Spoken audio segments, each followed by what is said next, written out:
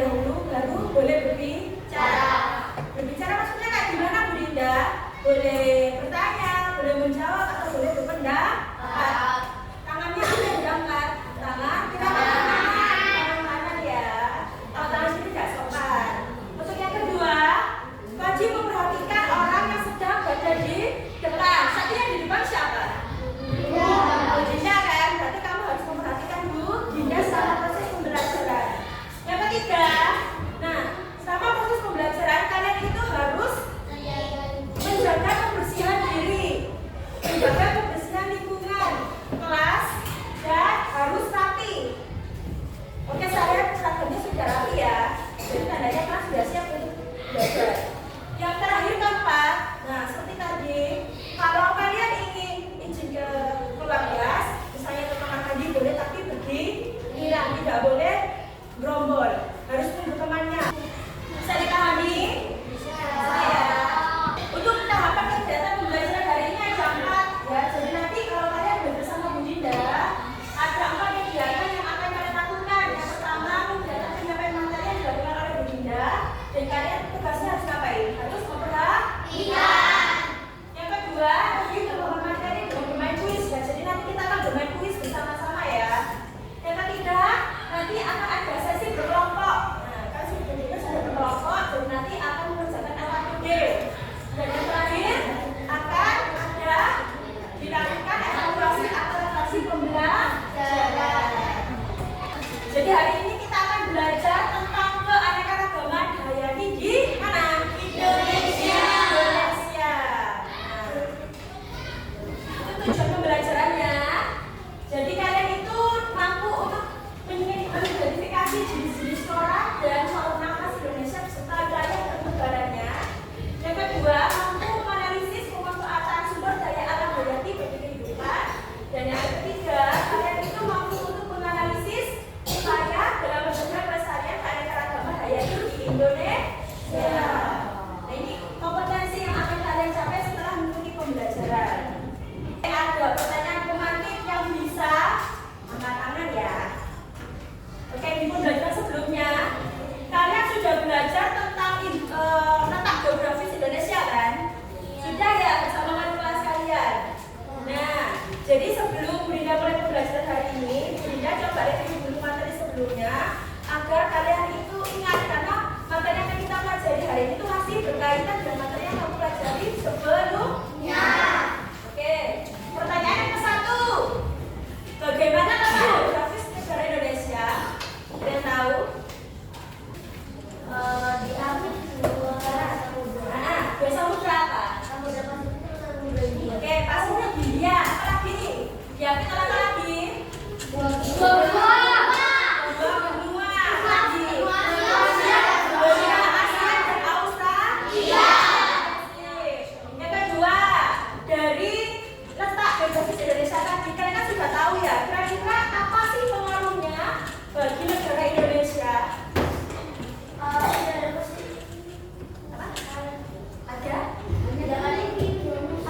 Memiliki 2 musim. Musim apa? Berarti Indonesia memiliki iklim tropis ya. Musimnya ada 2, musim kemarau dan hujan. Indonesia tidak ada musim salju ya, tidak ada.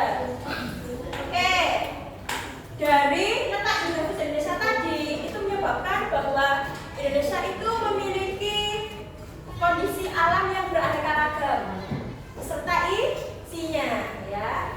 Makanya di Indonesia itu nanti dikenal dengan negara mega biodiversity. Apa itu Bu? Dan nanti akan kita pelajari ya. Yang ketiga, apa yang akan terjadi jika kita tidak menjaga pelestarian keanekaragaman hayati berupa flora dan fauna Indonesia dengan baik? Apa yang akan terjadi? Oke, akan punah. Jadi sebagai warga negara yang baik, kalian harus ikut menjaga pelestarian keanekaragaman hayati. Ini ada tayangan video, kalian simak dengan baik ya. Karena nanti setelah kalian lihat tayangan video, nah punya akan bertanya. Simak baik-baik ya.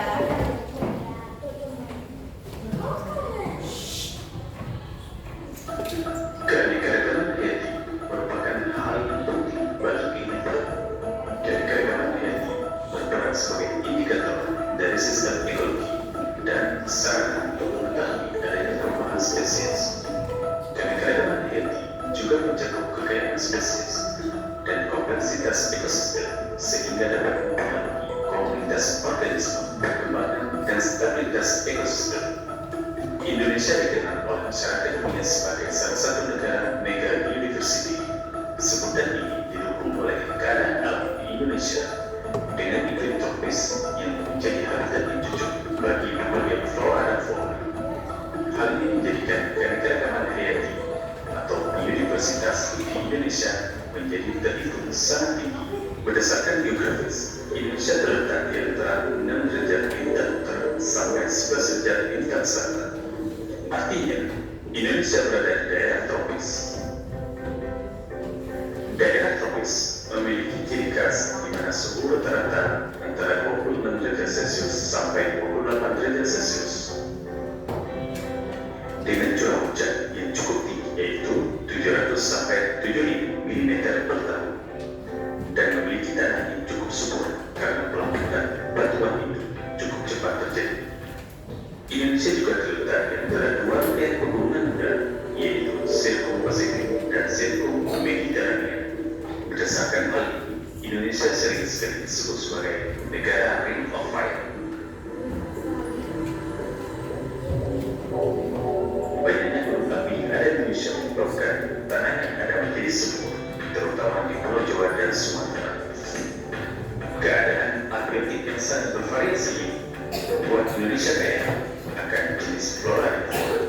Indonesia memiliki 10% jenis tanaman dari seluruh spesies tanaman yang ada di dunia, 16% spesies herpetofauna, 12% spesies mamalia, dan 17% spesies burung di dunia. Sejumlah spesies burung bersifat endemik, yang artinya spesies tersebut hanya ada di Indonesia dan tidak ditemukan di wilayah manapun di seluruh dunia. Contoh flora dan fauna endemik di Indonesia antara lain burung cendrawasih di Papua, burung malih di Sulawesi, komodo di Taman Nasional Komodo, anoa di Sulawesi, dan Fresia alba yang tersebar di Pulau Sumatera. Nah, oke. Gimana? Luar biasa nggak negara kita? Luar biasa. Luar biasa ya. Nah, tadi kalian mendengar nggak dari penyampaian video tadi ada penyebutan bahwa Indonesia disebut sebagai negara biodiversity. Ada yang bisa menjawab apakah negara? Apa yang menyebabkan negara Indonesia itu disebut sebagai negara mega biodiversity? Karena kaya sumber alam. Nah, sip. Negara Indonesia itu memiliki tingkat keanekaragaman hayati tertinggi di dunia, urutannya kedua setelah negara Brasil. Keren kan? Nah, makanya kita sebagai warga negara yang baik harus melestarikan keanekaragaman alam yang ada di Indonesia. Mungkin ada yang mau berpendapat lagi tentang videonya? Oke, tadi kan di akhir di apa ya, ada cuplikan ya jenis-jenis flora sama fauna yang di Indonesia. Kira-kira siapa yang bisa menyebutkan? Komodo.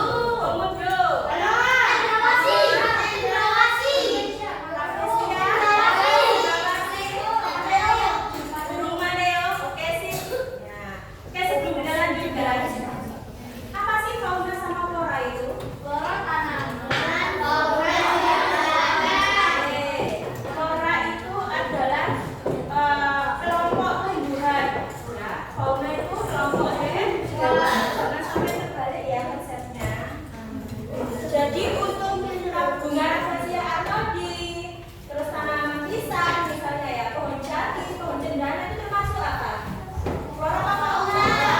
Flora, sayang, flora ya. Flora baru burung maleo. Cendrawasih, awan. Nah, itu masuk ke dalam fauna. Oke. Dari tayang video tadi, kalian tahu kan bahwa ada alasan kenapa negara Indonesia itu disebut sebagai negara mega biodiversity. Ya. Oke. Sebelumnya kalian kan sudah belajar tentang letak geografis Indonesia. Dari teman-teman kalian tadi bahwa disimpulkan Indonesia ini negara apa? Banyak pulau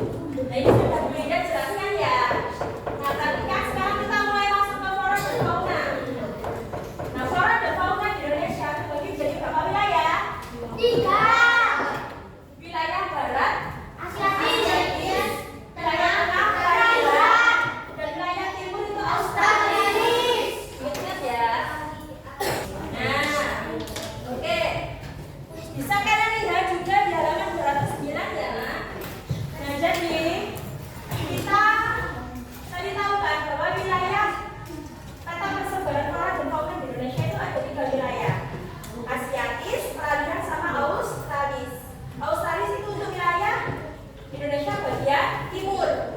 Kalau peralihan itu tengah. Kalau Asiatis gimana? Di barat. Nah, ini kalian perhatikan ya. Karena nanti ada tugas LKPD. Jadi nanti kalian akan ditanya wilayah-wilayahnya ya. Untuk wilayah barat meliputi Pulau Sumatera, Kalimantan, Jawa, dan Bali. Kalau wilayah tengah Sulawesi dan Nusa Tenggara. Nah, meliputi Nusa Tenggara Barat dan Nusa Tenggara Timur. Yang wilayah timur meliputi beberapa bentuk dan baik flora maupun fauna. Dia kan punya wilayah sendiri-sendiri pembagiannya. Nah, untuk flora fauna Asiatis dia itu memiliki kemiripan dengan flora fauna yang ada di Asia Tenggara. Kalau flora fauna yang ada di wilayah peralihan, dia ini ciri khas, tidak ada menyamai. Jadi khas hanya ditemukan di Indonesia. Jadi negara lain tidak ada. Kayak burung maleo, anoa, komodo, itu tidak ditemukan di negara lain. Ada berapa sih? Ada di Australia ditemukan. Nah, kalau wilayah timur ini memiliki kemiripan flora faunanya dengan Australia. Makanya di Pulau Papua, di Kepulauan Maluku itu ditemukan hewan kanguru, hewan berkantung di mana juga ditemukan di wilayah negara Australia.